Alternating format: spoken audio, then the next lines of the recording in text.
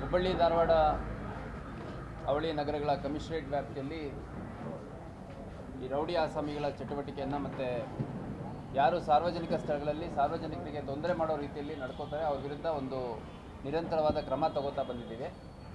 ಅದರಲ್ಲಿ ಮುಖ್ಯವಾಗಿ rowdy sheeters parade ಮಾಡುವಂಥದ್ದು, ಅವ್ರ ರೌಡಿ ಶೀಟ್ ಅಪ್ಡೇಟ್ ಮಾಡ್ಕೊಳ್ಳುವಂಥದ್ದು, ಆಮೇಲೆ ಅವರ ಮೇಲೆ ಮುಂಜಾಗ್ರತಾ ಕ್ರಮವಾಗಿ ನಾವು ಪ್ರಿವೆಂಟಿವ್ ಕೇಸಸನ್ನು ಬುಕ್ ಮಾಡುವಂಥದ್ದು ರೆಗ್ಯುಲರಾಗಿ ಮಾಡ್ತಾ ಬಂದಿದ್ವಿ. ಅದ್ರ ಜೊತೆಗೆ ಈ ಹಿಂದೆ ಒಟ್ಟು 52 ಜನ ರೌಡಿ ಶೀಟರ್ಸ್ ಮತ್ತು NDPS ಡ್ರಗ್ಸ್ ಅದರಲ್ಲಿ ಯಾರು ಆರೋಪಿಗಳಿದ್ದಾರೆ ಅವ್ರ ಮೇಲೆ ಒಟ್ಟು 52 ಜನರ ಮೇಲೆ ಇದೇ ವರ್ಷ ಜನವರಿ ತಿಂಗಳಲ್ಲಿ ನಾವು ಗಡೀಪಾರ ಆದೇಶವನ್ನು ಮಾಡಿದ್ವಿ.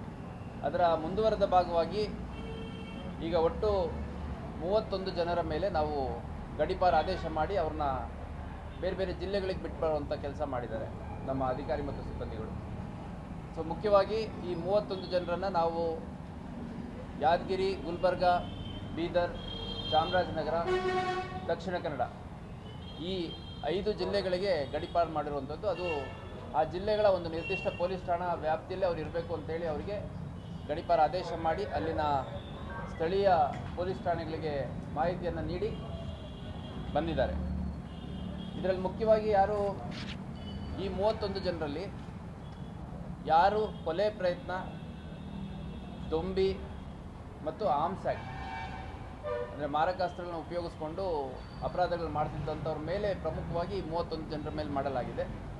ಇನ್ನೂ ಕೆಲವಷ್ಟು ಜನದ ಒಂದು ಗಡೀಪಾರ ಆದೇಶ ನಮ್ಮ ಹತ್ರ ಸಿದ್ಧ ಇದ್ದರೂ ಅವರು ಸದ್ಯಕ್ಕೆ ಇಲ್ಲಿ ನಾಪತ್ತೆ ಆಗಿದ್ದಾರೆ, ಅಬ್ಸ್ಕಾಂಡ್ ಆಗಿದ್ದಾರೆ ಅನ್ನೋ ಕಾರಣಕ್ಕೆ ಅವ್ರ ಮೇಲೆ ಜಾರಿ ಮಾಡಿಲ್ಲ. ಇದು ಮೊದಲನೇ ಹಂತ 52 ಜನರ ಮೇಲೆ ಮಾಡಿದ್ವಿ. ಈಗ 31 ಜನರ ಮೇಲೆ ಒಟ್ಟು ಈ ವರ್ಷದಲ್ಲಿ ಹುಬ್ಬಳ್ಳಿ ಧಾರವಾಡ ಕಮಿಷನರೇಟ್ ವ್ಯಾಪ್ತಿಯಿಂದ ಒಟ್ಟು 83 ಜನರನ್ನು ಗಡೀಪಾರು ಮಾಡ್ದಂಗೆ ಆಗುತ್ತೆ.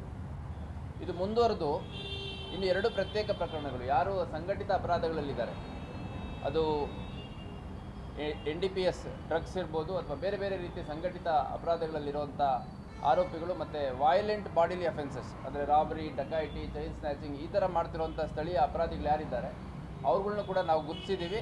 ಅವ್ರ ಮೇಲೆ ಕೂಡ ಮುಂದಿನ ದಿನಗಳಲ್ಲಿ ಅಂದರೆ 3rd ಫೇಸಲ್ಲಿ ಗಡೀಪಾರ ಆದೇಶವನ್ನು ಆದಷ್ಟು ಬೇಗ ಮಾಡಲಾಗುತ್ತೆ.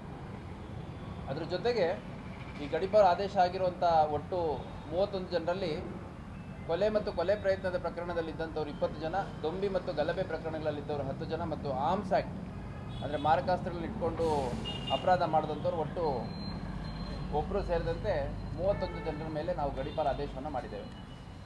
ನಾವು ಠಾಣಾವಾರು ಹೇಳೋದಾದರೆ ಹುಬ್ಬಳ್ಳಿ ಧಾರವಾಡ ಶಹರ ಪೊಲೀಸ್ ಠಾಣೆಯಿಂದ 4 ಜನರನ್ನು ಗಡೀಪಾರು ಮಾಡಿದ್ದೇವೆ.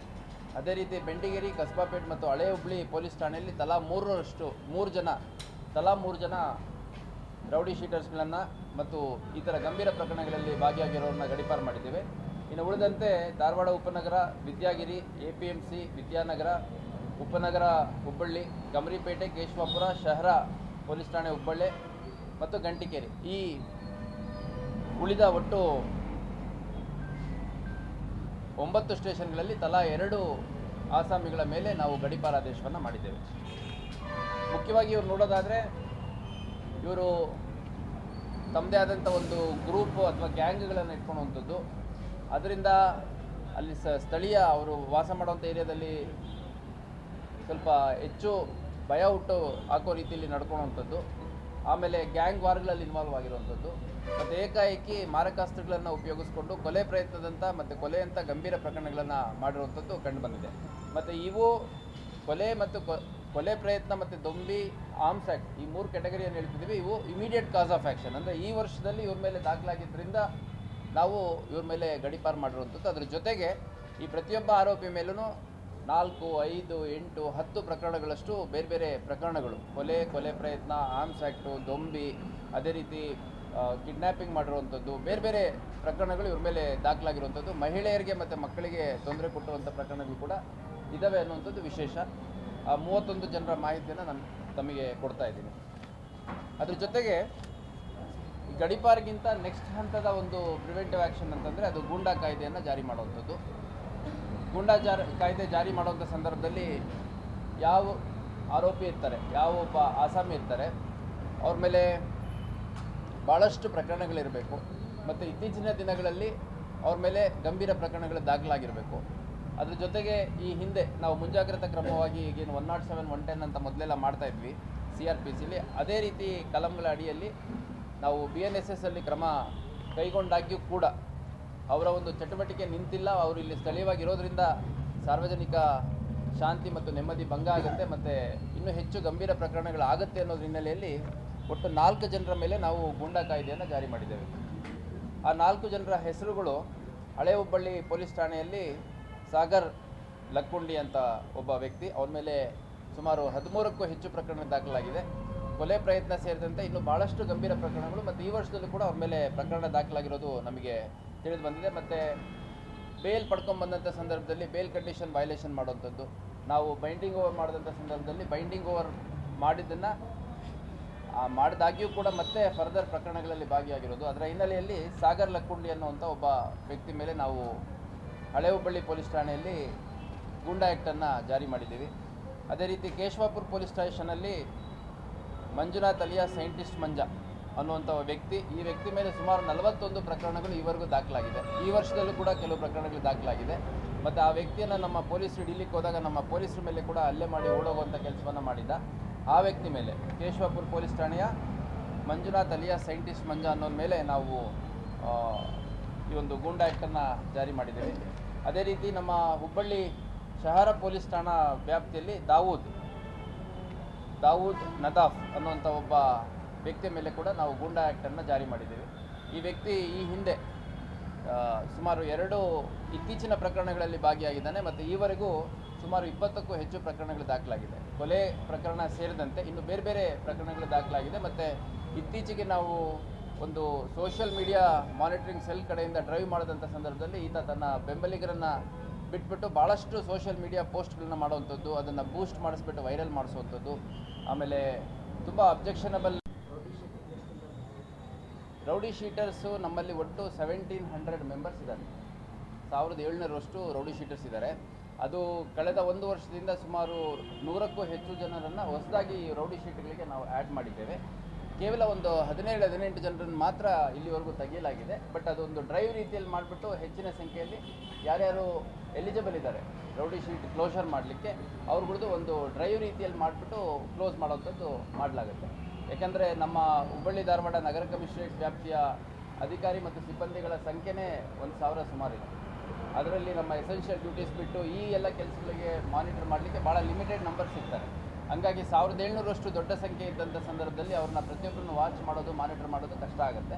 ಮತ್ತು ಸಾಕಷ್ಟು ಜನ ಒಳ್ಳೆ ರೀತಿಯಲ್ಲಿ ಇದ್ದು ಮುಖ್ಯವಾಹಿನಿಗೆ ಬಂದಿರುವಂಥವ್ರು ಇದ್ದಾರೆ. ಹಂಗಾಗಿ ಅವರ ವಿರುದ್ಧ ಇರುವಂಥ ರೌಡಿ ಶೀಟ್ಗಳನ್ನ ಕ್ಲೋಸ್ ಮಾಡಲಿಕ್ಕೆ ಕೂಡ ನಾವು ಕ್ರಮ ಕೈಗೊಳ್ಳುವಂಥದ್ದು ನಮ್ಮ ಜವಾಬ್ದಾರಿ ಕೂಡ ಆಗುತ್ತೆ.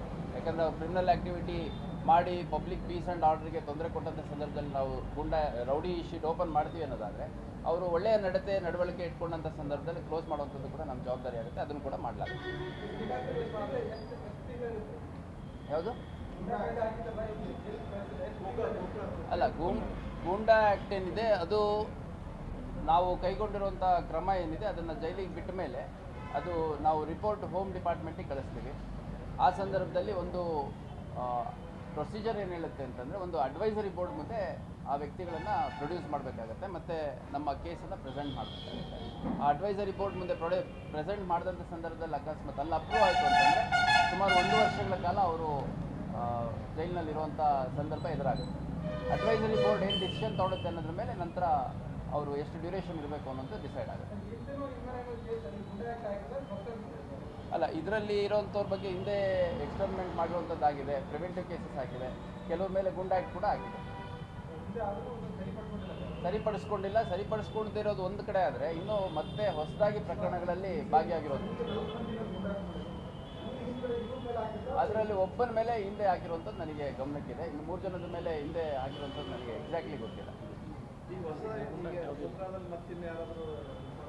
ಈಗ ಕೋಕಾ ಈಸ್ ಡಿಫ್ರೆಂಟ್. ಈಗ Karnataka control of organised crimes act ಅಂದರೆ ಅದರಲ್ಲಿ 3 ವಿಚಾರಗಳು ಬರುತ್ತೆ. ಒಂದು ಕ್ರೈಮ್ ಸಿಂಡಿಕೇಟ್ ಇರಬೇಕು, ಆಮೇಲೆ ಅವ್ರ ಮೇಲೆ 2ಕ್ಕೂ ಹೆಚ್ಚು ಪ್ರಕರಣಗಳು ಆ ಒಂದು ಕ್ರೈಮ್ ಸಿಂಡಿಕೇಟಲ್ಲಿರುವಂಥ ಮೆಂಬರ್ಸ್ ಮೇಲೆ ಇರಬೇಕು, ಮತ್ತು 3ನೇದು ಅವರು ಈ ಕೃತ್ಯಗಳನ್ನು ಆರ್ಥಿಕ ಲಾಭಕ್ಕಾಗಿ ಮಾಡಬೇಕು ಅನ್ನೋಂಥದ್ದು 3 ಕ್ರೈಟೀರಿಯಾ ಇದ್ದರೆ ನಾವು ಕೋಕಾ ಹಾಕಲಿಕ್ಕೆ ಸಾಧ್ಯತೆ ಇದೆ. ನಮ್ಮ ಹುಬ್ಬಳ್ಳಿ ಧಾರವಾಡಲ್ಲಿ ನಾವು ಇಲ್ಲಿವರೆಗೂ ಕೋಕಾ ಹಾಕಿಲ್ಲ. ಆದರೆ ಈ ಗೂಂಡಾ ಆ್ಯಕ್ಟ್ ಅಂತೇನಿದೆ ಅದರದ್ದು ಒಂದು ಫುಲ್ ಫಾರ್ಮ್ ನಾನು ಹೇಳಬೇಕು ಅಂದರೆ ಕರ್ನಾಟಕ ಕಳ್ಳಬಟ್ಟಿ ವ್ಯಾಪಾರಿಗಳ, ಮಾದಕ ವಸ್ತು ಅಪರಾಧಿಗಳ, ಜೂಜುಕೋರರ, ಗೂಂಡಾಗಳ, ಅನೈತಿಕ ವ್ಯವಹಾರ ಅಪರಾಧಗಳ ಮತ್ತು ಕೊಳಚೆ ಪ್ರದೇಶಗಳನ್ನು ಕಬಳಿಸುವವರ ವಿರುದ್ಧ ಚಟುವಟಿಕೆಗಳ ಪ್ರತಿಬಂಧಕ ಅಧಿನಿಯಮ 1985. ಸೊ ಇದನ್ನು ಶಾರ್ಟ್ಲಿ ನಾವು ಶಾರ್ಟ್ ಫಾರ್ಮಲ್ಲಿ ಗೂಂಡಾ ಆ್ಯಕ್ಟ್ ಅಂತ ಹೇಳ್ತೀವಿ. ಇದರಲ್ಲಿ ತಾವು ಗಮನಿಸೋದಾದರೆ ಕಳ್ಳಬಟ್ಟಿ ವ್ಯಾಪಾರ ಯಾರು ಮಾಡ್ತಾರೆ ಅವ್ರ ಮೇಲೆ ಹಾಕ್ಲಿಕ್ಕೆ ಅವಕಾಶ ಇದೆ. ಅದೇ ರೀತಿ ಮಾದಕ ವಸ್ತುಗಳ ಅಪರಾಧಿಗಳ ಮೇಲೆ ಹಾಕ್ಲಿಕ್ಕೆ ಅವಕಾಶ ಇದೆ.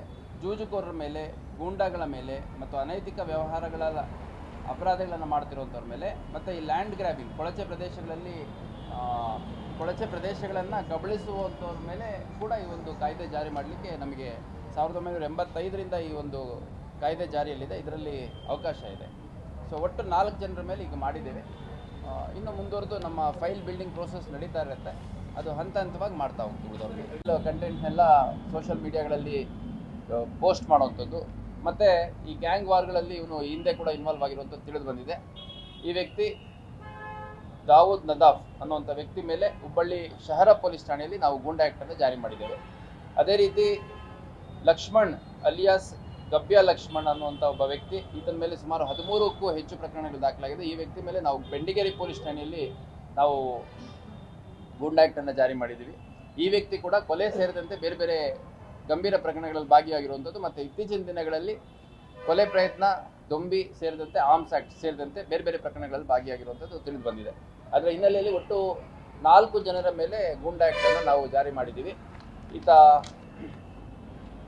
ಹಳೆ ಹುಬ್ಬಳ್ಳಿ ಪೊಲೀಸ್ ಠಾಣೆಯ ಸಾಗರ್ ಲಕ್ಕುಂಡಿ ಅವನಿಗೆ ಧಾರವಾಡ ಜೈಲಿಗೆ, ಮತ್ತು ಕೇಶವಪುರ ವ್ಯಾಪ್ತಿಯ ಸೈಂಟಿಸ್ಟ್ ಮಂಜ ಇವನಿಗೆ ಗುಲ್ಬರ್ಗಾ ಜೈಲಿಗೆ, ಶಹರ ಪೊಲೀಸ್ ಠಾಣೆಯ ದಾವೂದ್ ನದಾಫ್ ಇವನಿಗೆ ಮೈಸೂರು ಜೈಲಿಗೆ, ಮತ್ತು ಬೆಂಡಿಗೇರಿ ಪೊಲೀಸ್ ಠಾಣೆಯ ಲಕ್ಷ್ಮಣ್ ಗಬ್ಯ ಅನ್ನುವಂಥವನಿಗೆ ಬಳ್ಳಾರಿ ಕಾರಾಗೃಹಕ್ಕೆ ನಾವು ಬಿಟ್ಟು ಬರುವಂಥ ಕೆಲಸ ಮಾಡಿದ್ದೇವೆ. ಒಟ್ಟಾರೆಯಾಗಿ ಸುಮಾರು 83 ಗಡೀಪಾರು ಪ್ರಕರಣಗಳು ಈ ವರ್ಷದಲ್ಲಿ ನಮ್ಮ ಹುಬ್ಬಳ್ಳಿ ಧಾರವಾಡ ಕಮಿಷನರೇಟ್ ವ್ಯಾಪ್ತಿಯಿಂದ ಆಗಿದೆ, ಮತ್ತು 4 ಗೂಂಡಾ ಆ್ಯಕ್ಟ್ಗಳನ್ನು ಮಾಡಿದ್ದೇವೆ. ಈ ಸಂಖ್ಯೆ ಏನಿದೆ ಭಾಳ ಅತ್ಯಧಿಕ ಸಂಖ್ಯೆ. ಈ ಹಿಂದಿನ ಯಾವ ವರ್ಷಗಳಲ್ಲೂ ಇಷ್ಟು ದೊಡ್ಡ ಸಂಖ್ಯೆಯಲ್ಲಿ ಗೂಂಡಾ ಆ್ಯಕ್ಟ್ ಹಾಕುವಂಥದ್ದಾಗಲಿ ಅಥವಾ ಗಡೀಪಾರು ಮಾಡುವಂಥದ್ದಾಗಲಿ ಆಗಿಲ್ಲ. ಸೊ ಇಷ್ಟಾಗಿಯೂ ಕೂಡ ನಮ್ಮ ಪಟ್ಟಿ ಮುಂದುವರಿಯುತ್ತೆ. ನಾನು ಭಾಳ ಸ್ಪಷ್ಟ ಮಾತುಗಳಲ್ಲಿ ಯಾರ್ಯಾರು ಈ ಆ್ಯಂಟಿ ಸೋಷಿಯಲ್ ಎಲಿಮೆಂಟ್ಸ್ ಇದ್ದಾರೆ, ಸಾರ್ವಜನಿಕರಿಗೆ ತೊಂದರೆ ಕೊಡುವಂಥದ್ದು, ಮಚ್ಚು ತಲವಾರುಗಳು ಮತ್ತು ಚಾಕು ಇಂಥವೆಲ್ಲ ಇಟ್ಕೊಂಡು ಬೆದರಿಸೋವಂಥದ್ದು, ಅಟ್ಯಾಕ್ ಮಾಡುವಂಥದ್ದು, ಈ ಥರದವ್ರು ಯಾರಿದ್ದಾರೆ ಅವ್ರದ್ದು ಪ್ರತಿಯೊಂದು ಪೊಲೀಸ್ ಠಾಣೆಯಲ್ಲೂ ಯಾರ್ಯಾರು ಆ ಥರ ಕ್ರಿಮಿನಲ್ ಎಲಿಮೆಂಟ್ಸ್ ಇದ್ದಾರೆ ಅಂಥವ್ರದ್ದು ಪಟ್ಟಿಯನ್ನು ನಾವು ಸಿದ್ಧ ಮಾಡ್ಕೊಂಡಿದ್ದೀವಿ. ಹಂತ ಹಂತವಾಗಿ ಅಗತ್ಯ ಅನುಸಾರವಾಗಿ ಅಂಥವ್ರ ಮೇಲೆ ನಾವು ಗಡೀಪಾರು ಸೇರಿದಂತೆ, ಗೂಂಡಾ ಆ್ಯಕ್ಟ್ ಸೇರಿದಂತೆ ಬೇರೆ ಬೇರೆ ಮುಂಜಾಗ್ರತಾ ಕ್ರಮಗಳಲ್ಲಿ ಪ್ರಕರಣ ದಾಖಲಿಸ್ಕೊಳ್ಳಿಕ್ಕೆ ಸಿದ್ಧರಿದ್ದೇವೆ. ಅಟ್ ದಿ ಸೇಮ್ ಟೈಮ್ ಯಾರು ಉತ್ತಮ ಗುಣ ಮತ್ತು ನಡವಳಿಕೆಯನ್ನು ರೂಢಿಸ್ಕೊಂಡಿದ್ದಾರೆ ಅಂಥ ರೌಡಿ ಶೀಟರ್ಗಳ ಮೇಲೆ ಇದ್ದಂಥ ರೌಡಿ ಶೀಟನ್ನು ಕ್ಲೋಸ್ ಮಾಡಲಿಕ್ಕೆ ಕೂಡ ನಾವು ಕ್ರಮ ಕೈಗೊಳ್ತಾ ಇದ್ದೇವೆ. ಯಾರು ಸನ್ನಡತೆ ಇಟ್ಕೊಂಡು ಸಾರ್ವಜನಿಕವಾಗಿ ಮುಖ್ಯವಾಹಿನಿಗೆ ಬಂದು ಜೀವನ ಮಾಡಲಿಕ್ಕೆ ಇಚ್ಛೆ ಇದ್ದಾರೆ, ಯಾರ ಮೇಲೆ ಪ್ರಕರಣಗಳು ಎಲ್ಲ ಮುಕ್ತಾಯ ಆಗಿದೆ ಅಥವಾ ಭಾಳಷ್ಟು ವರ್ಷಗಳಿಂದ ಅವರು ಕ್ರಿಮಿನಲ್ ಆ್ಯಕ್ಟಿವಿಟಿಗಳಲ್ಲಿ ಇಲ್ಲ, ಅವರಿಂದ ಸಾರ್ವಜನಿಕರ ನೆಮ್ಮದಿ ಮತ್ತು ಶಾಂತಿಗೆ ಭಂಗ ಇಲ್ಲ ಅನ್ನುವಂಥ ಕ್ರೈಟೀರಿಯಾದಲ್ಲಿ ಬರುವಂಥ ವ್ಯಕ್ತಿಗಳು, ಮತ್ತು ಭಾಳ ಹೆಚ್ಚು ವಯಸ್ಸಾಗಿರುವಂಥದ್ದು, ಭಾಳ ಹಳೆಯ ಕೇಸ್ಗಳಲ್ಲಿ ಇನ್ವಾಲ್ವ್ ಆಗಿರುವಂಥವ್ರು ಯಾರಿದ್ದಾರೆ ಅಂಥವ್ರ ಮೇಲೆ ಮುಕ್ತಾಯ ಮಾಡಲಿಕ್ಕೆ ನಾನು ಈಗಾಗಲೇ ಸೂಚನೆಯನ್ನು ಕೊಟ್ಟಿದ್ದೇನೆ. ಅದನ್ನು ಕೇಸ್ ಬೈ ಕೇಸ್ ಸ್ಟಡಿ ಮಾಡಿ, ರಿವ್ಯೂ ಮಾಡಿ ಅದನ್ನು ಮುಕ್ತಾಯ ಮಾಡುವಂಥ ಕೆಲಸ ಮಾಡಲಾಗುತ್ತೆ. ಕಂಪ್ಲೇಂಟ್ ಕೊಟ್ಟಿಲ್ಲ ಯಾರು ಮೃತರ ಸಂಬಂಧಿಕರು ಈ ಕ್ಷಣದವರೆಗೂ ಇನ್ನೂ ಕಂಪ್ಲೇಂಟ್ ಕೊಟ್ಟಿಲ್ಲ. ನಾವು ಹೇಳಿದ್ದೀವಿ ಅವ್ರಿಗೆ ತುಂಬ ನೋವಲ್ಲಿದ್ದಾರೆ, ನಾವು ಸ್ವಲ್ಪ ಕನ್ಸಲ್ಟ್ ಮಾಡಿಕೊಡ್ತೀವಿ ಅಂತಂದಾಗ ನಾವು ಇದರಲ್ಲಿ ಸುಮೋಟೋ ಮಾಡಲಿಕ್ಕೆ ಬರಲ್ಲ. ಹಂಗಾಗಿ ಕಂಪ್ಲೇಂಟ್ ಕೊಡೋದನ್ನು ವೆಯ್ಟ್ ಮಾಡ್ತಾ ಇದ್ದೀವಿ. ಕಂಪ್ಲೇಂಟ್ ಕೊಟ್ಟ ಮೇಲೆ ಏನು ಕಂಪ್ಲೇಂಟ್ ಕೊಡ್ತಾರೆ ಅನ್ನೋದ್ರ ಮೇಲೆ ಅಲ್ಲೇನು ಲ್ಯಾಬ್ಸ್ ಆಗಿದೆ ಅನ್ನೋದನ್ನು ಪರಿಶೀಲನೆ ಮಾಡಿಬಿಟ್ಟು ನಾವು ಅಗತ್ಯ ತನಿಖೆಯನ್ನು ಮಾಡ್ತೀವಿ. ಸರ್, ಈಗ ನೋಡಿ, ಲೇವಾದೇವಿ ಮಾಡುವಂಥದ್ದು ಅದು ರಿಜಿಸ್ಟರ್ಡ್ ಇದೆಯಾ, ರಿಜಿಸ್ಟರ್ಡ್ ಇದ್ದರೆ ಅದು ರಿನ್ಯೂವಲ್ ಆಗಿದೆಯಾ, ಅದನ್ನೆಲ್ಲ ನೋಡೋದಕ್ಕೆ ಅಂತ ಒಂದು ಇಲಾಖೆ ಇದೆ. ಆ ಇಲಾಖೆಯವರು ಆ ಕೆಲಸ ಮಾಡ್ತಾರೆ. ನಮಗೆ ಎಲ್ಲಿ ಅಫೆನ್ಸ್ ಕಾನ್ಸ್ಟಿಟ್ಯೂಟ್ ಆಗುತ್ತೆ, ಆ ಅಫೆನ್ಸ್ ಕಾನ್ಸ್ಟಿಟ್ಯೂಟ್ ಆದಾಗ ಅಲ್ಲಿ ನಮ್ಮದು ಇಂಟರ್ವೆನ್ಷನ್ ಸ್ಟಾರ್ಟ್ ಆಗುತ್ತೆ. ಸೊ ಯಾರು ಈ ಲೇವಾದೇವಿ ಬಡ್ಡಿ ವ್ಯವಹಾರ ಇದರಿಂದ ತೊಂದರೆಗೊಳಪಟ್ಟಿದ್ದಾರೆ ಅವರು ದಯವಿಟ್ಟು ನಮ್ಮ ಹತ್ರ ಬನ್ನಿ. ನಮ್ಮ ಕಡೆಯಿಂದ ಕಾನೂನಲ್ಲಿ ಏನು ಅವಕಾಶ ಇದೆ ಅದನ್ನು ನಿಮಗೆ ರಿಲೀಫ್ ಕೊಡಿಸ್ಲಿಕ್ಕೆ ಪ್ರಯತ್ನ ಮಾಡುವಂಥ ಕೆಲಸ. ಆತನ ಹೆಸರು ಬಾಷಾ ಸಾಬ್ ಅಂತ, ಸುಮಾರು 58 ವರ್ಷ ವಯಸ್ಸು, ಆಟೋ ಡ್ರೈವರ್ ಮತ್ತು ಬೇರೆ ಬೇರೆ ಕೆಲಸ ಸಣ್ಣ ಪುಟ್ಟದ್ದು ಮಾಡ್ಕೊಂಡಿರ್ತಾನೆ.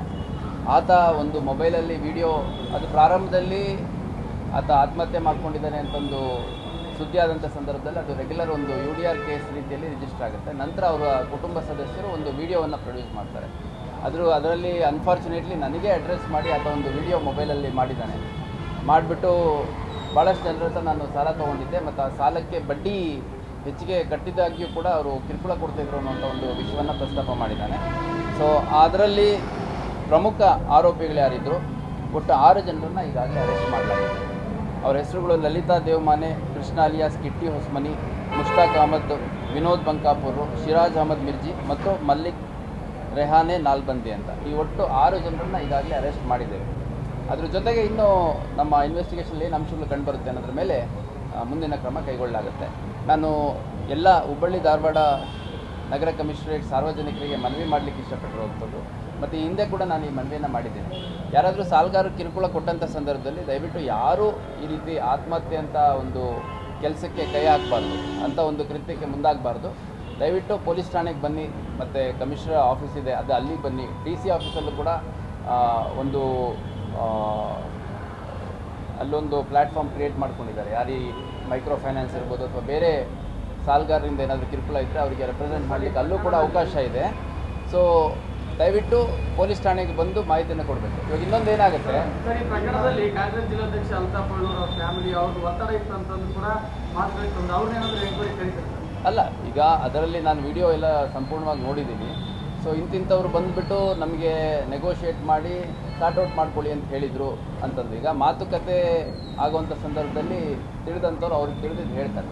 ಅದಕ್ಕೆ ಒಪ್ಪೋದು ಬಿಡುವಂಥದ್ದು 2 ಪಾರ್ಟಿಗಳಿಗೆ ಸಂಬಂಧಪಟ್ಟಿದ್ದು. ಇದರಲ್ಲಿ ಯಾರು ಕಡೆಯಿಂದ ಹಣ ಇಸ್ಕೊಂಡು ಬಡ್ಡಿ ಕೊಡಿ ಮತ್ತು ಹಣ ಕೊಡಿ ವಾಪಸ್ ಅಂತ ಕಿರುಕುಳ ಕೊಡಬೇಕು ಅಂತ ಹೇಳಿದ್ರು ಆ 6 ಜನರನ್ನು ಈಗಾಗಲೇ ಅರೆಸ್ಟ್ ಮಾಡಿದ್ದೀವಿ. ಸೊ ನಾನು ಮತ್ತೊಮ್ಮೆ ಮನವಿ ಮಾಡುವಂಥದ್ದು, ಬಡ್ಡಿ ಹೆಚ್ಚು ಕಡಿಮೆ ಅಂತಲ್ಲ, ಸಾಲಗಾರರು ಇರ್ಬೋದು, ಯಾರೇ ಇರ್ಬೋದು, ಅವರು ಕಿರುಕುಳ ಆಗಿ ಪ್ರಾಣ ಕಳ್ಕೊಳ್ಳೋಂಥ ಒಂದು ಡಿಸಿಷನ್ ಯಾರೂ ತೊಗೋಬಾರ್ದು. ದಯವಿಟ್ಟು ಪೊಲೀಸ್ ಠಾಣೆಗೆ ಬನ್ನಿ ಮತ್ತು ನಮ್ಮ ಆಫೀಸಿಗೆ ಬನ್ನಿ. ಸಾಕಷ್ಟು ಜನ ಈ ಹಿಂದೆ ಇವಾಗ ಇದು ಯಾವುದೋ ಒಂದು ಕೇಸ್ ಹೊರಗಡೆ ಬಂದಿರೋವಂಥದ್ದು ನಾವು ಅನ್ಫಾರ್ಚುನೇಟ್ಲಿ ಈಗ ಬ್ರೀಫ್ ಮಾಡಿ ನಾವು ಹೇಳಬೇಕಾಗತ್ತೆ. ಭಾಳಷ್ಟು ಜನ ನಮ್ಮ ಕಚೇರಿಗೆ ಸೇರಿದಂತೆ ಠಾಣೆಗಳಿಗೆ ಬಂದಂಥ ಸಂದರ್ಭದಲ್ಲಿ ಕರೆಸಿ ಯಾರು ಆ ಥರ ಕಿರುಕುಳ ಕೊಡೋರು ಇದ್ದಾರೆ ಅವ್ರ ಮೇಲೆ ಪ್ರಕರಣ ಕೊಟ್ಟರೆ ಪ್ರಕರಣ ಕೂಡ ದಾಖಲು ಮಾಡ್ಕೊಂಡಿದ್ದೀವಿ. ಸೊ ನಮ್ಮಲ್ಲಿ ಈ ಬಡ್ಡಿ ವ್ಯಾಪಾರ ಮಾಡುವಂಥವ್ರ ವಿರುದ್ಧ ದಾಖಲಾಗಿರುವಂಥ ಪ್ರಕರಣಗಳು ಹೈಯೆಸ್ಟ್ ನಂಬರ್ ಆಫ್ ಕೇಸಸ್ ನಾವು ರಿಜಿಸ್ಟರ್ ಮಾಡಿದ್ದೀವಿ. ಭಾಳಷ್ಟು ಜನ ಅರೆಸ್ಟ್ ಕೂಡ ಮಾಡಿದ್ದೀವಿ. ಹಂಗಾಗಿ ಆ ಥರ ಸಂದರ್ಭಗಳಲ್ಲಿ ದಯವಿಟ್ಟು ಪೊಲೀಸ್ ಠಾಣೆಗೆ ಮತ್ತು ನಮ್ಮ ಕಚೇರಿಗೆ ಬನ್ನಿ ಅಂತ ನಾನು ಈಗ ಕೊಡ್ತಾ ಇದ್ದೀನಿ. ಅಲ್ಲ, ಅವ್ರದ್ದೇನು ರೋಲ್ ಏನಂತ ಗೊತ್ತಾಗಬೇಕು, ಅದು ಇನ್ವೆಸ್ಟಿಗೇಷನ್ ಆಗ್ತಾಯಿದೆ. ನೋಡಿ ಇಲ್ಲಿ ಅಲ್ಲ ಒಂದು ನಿಮಿಷ ಕೇಳಿ ಹೇಳ್ತೀನಿ. ಈಗ ನಾನು ವಿಡಿಯೋದಲ್ಲಿ ಓದಿರೋವಂಥದ್ದು ಅಂದರೆ ವಿಡಿಯೋದಲ್ಲಿ ನೋಡಿರೋವಂಥದ್ದು, ನನಗೆ ಸಾಲ ಕಟ್ಟಲಿಕ್ಕೆ ಆಗಲ್ಲ, ನನ್ನೊಂದು ಜಾಗ ಇದೆ, ಆ ಜಾಗ ಮಾರಾಟ ಮಾಡುವಂಥ ಸಂದರ್ಭದಲ್ಲಿ ಕೆಲವ್ರ ಹತ್ರ ಹೋಗ್ಬಿಟ್ಟು ನಾನು ಈ ಥರ ಹೇಳಿದಾಗ ಕರೆಸಿ ಮಾತಾಡಿದ್ರು, ಅದೇನು ವರ್ಕೌಟ್ ಆಗಿಲ್ಲ ಅಂತ ಹೇಳಿದ್ದಾರೆ. ಅದು ನಿಯಮಾನುಸಾರ ಕಾನೂನು ಪ್ರಕಾರ ಏನು ಕ್ರಮ ಬೇಕು ಅದನ್ನು ತೊಗೊಳ್ತೀವಿ. ಸರ್, ಈಗ ನೋಡಿ ಇವೆಲ್ಲದಕ್ಕೂ ಒಂದು ಲ್ಯಾಂಡ್ ತೊಗೊಳೋವಂಥದ್ದು, ಸೈಟ್ ತೊಗೊಳೋವಂಥದ್ದು ಈ ವಿಚಾರ ಏನಿದೆ, ಇದರಲ್ಲಿ ಒಂದು ಪ್ರೊಸೀಜರ್ ಅಂತಿರುತ್ತೆ. ಭಾಳಷ್ಟು ಜನ ನಮ್ಮ ಕಚೇರಿಗೆ ಕೂಡ ಪಿಟಿಷನ್ಸ್ ತೊಗೊಂಬಂದಿರೋದ್ರಲ್ಲಿ ಸಾಲ ಅಂತ ಇಸ್ಕೊಂಡಿರ್ತಾರೆ. ಬಟ್ ಸಾಲ ಇಸ್ಕೊಳ್ಳೋಂಥ ಸಂದರ್ಭದಲ್ಲಿ ಅದನ್ನು ರಿಜಿಸ್ಟ್ರೇ ಮಾಡಿಕೊಟ್ಬಿಟ್ಟು ಆಮೇಲೆ ನಂತರ ನಮಗೆ ವಾಪಸ್ ಇಸ್ಕೊಡಿ ಅಂತ ಹೇಳ್ತಾರೆ. ಆ ಥರದ್ದೆಲ್ಲ ನಮಗೆ ಸಿವಿಲ್ ನೇಚರಿಂದ ಮಾಡಲಿಕ್ಕೆ ಬರಲ್ಲ.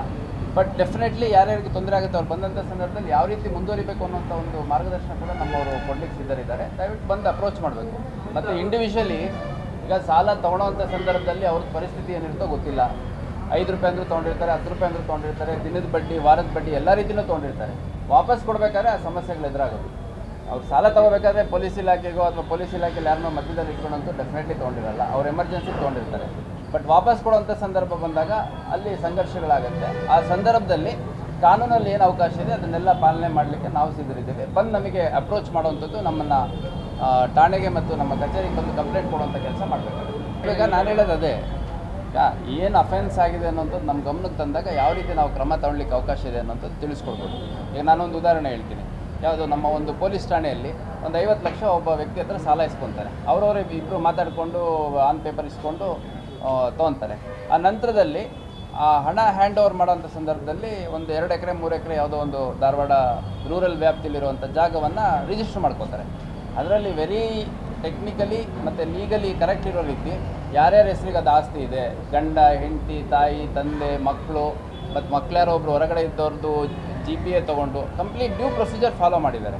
ಇವಾಗ ನಾನು ಹಣ ವಾಪಸ್ ಕೊಡ್ತೀನಿ, ನಾನು ಹೊಲ ಬಿಟ್ಕೊಡು ಅಂತಂದಾಗ ಆತ ಏನು ಹೇಳ್ತಿದ್ದಾನೆ, ನಾನು ನಿಮಗೆ ಹಣ ಕೊಟ್ಟಿದ್ದಲ್ಲ, ನಾನು ಖರೀದಿಗೆ ತೊಗೊಂಡಿದ್ದೀನಿ ಅಂತ. ಸೊ ಹಿಂಗಿದ್ದಾಗ ಇದು it becomes purely civil in nature.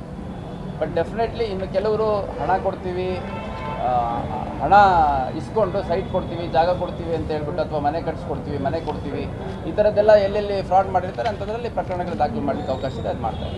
ನಿನ್ನೆ ಒಂದು ನಮ್ಮ ಹುಬ್ಬಳ್ಳಿ ಟೌನ್ ಪೊಲೀಸ್ ಠಾಣಾ ಸರಹದ್ದಿನಲ್ಲಿ ಮಂಟೂರು ರೋಡ್ ಅಂತೇನು ಕರಿತೀವಿ, ಅಲ್ಲಿ ಒಂದು ಇನ್ಸಿಡೆಂಟ್ ಆಗಿದೆ. ಅದರಲ್ಲಿ ಕೆಲಸ ಮಾಡುವಂಥ ಸಂದರ್ಭದಲ್ಲಿ ಮಣ್ಣು ಕುಸಿದು ಒಬ್ಬ ವ್ಯಕ್ತಿ ಮೃತ ಹೊಂದಿದ್ದಾನೆ ಮತ್ತು ಇನ್ನೊಬ್ಬ ವ್ಯಕ್ತಿ ಸ್ವಲ್ಪ ಸೀರಿಯಸ್ ಇದ್ದ, ಇವತ್ತು ಸ್ವಲ್ಪ ರಿಕವರ್ ಆಗಿರುವಂಥದ್ದು ನಾವು ನೋಡಿದ್ದೀವಿ. ಆ ವ್ಯಕ್ತಿ ಉಣಕಲ್ ಭಾಗದ ಚೇತನ್ ಜಾಧವ್ ಸುಮಾರು 30 ವರ್ಷ, ತಾವು ಹೇಳಿದಂಗೆ ಸೂಪರ್ವೈಸರಿ ವರ್ಕ್ ಮಾಡ್ತಾ ಇದ್ದಾನೆ ಅಂತ. ನಿನ್ನೆ ಇನ್ಸಿಡೆಂಟ್ ಆಗಿದೆ. ನಿನ್ನೆ ಇನ್ಸಿಡೆಂಟ್ ಆದ ತಕ್ಷಣ ಸ್ಪಾಟ್ಗೂ ನಾನು ವಿಸಿಟ್ ಮಾಡಿದ್ದೀನಿ, ಕಿಮ್ಸ್ಗೂ ವಿಸಿಟ್ ಮಾಡಿದ್ದೀನಿ, ಅವರ ಪೋಷಕರ ಹತ್ರನೂ ಮಾತಾಡಿದ್ದೀನಿ. ಅವರಿನ್ನೂ ಕಂಪ್ಲೇಂಟ್ ಕೊಟ್ಟಿಲ್ಲ. ಯಾರು ಮೃತರ ಸಂಬಂಧಿಕರು ಈ ಕ್ಷಣದವರೆಗೂ ಇನ್ನೂ ಕಂಪ್ಲೇಂಟ್ ಕೊಟ್ಟಿಲ್ಲ. ನಾವು ಹೇಳಿದ್ದೀವಿ ಅವ್ರಿಗೆ. ನೀವು ನೋಡ್ತಿದ್ದೀರಾ, ಇದು ನ್ಯೂಸ್ 88 ಕನ್ನಡ, ಸುದ್ದಿಯ ಜೊತೆ ಸದಾ ನಿಮ್ಮೊಂದಿಗೆ.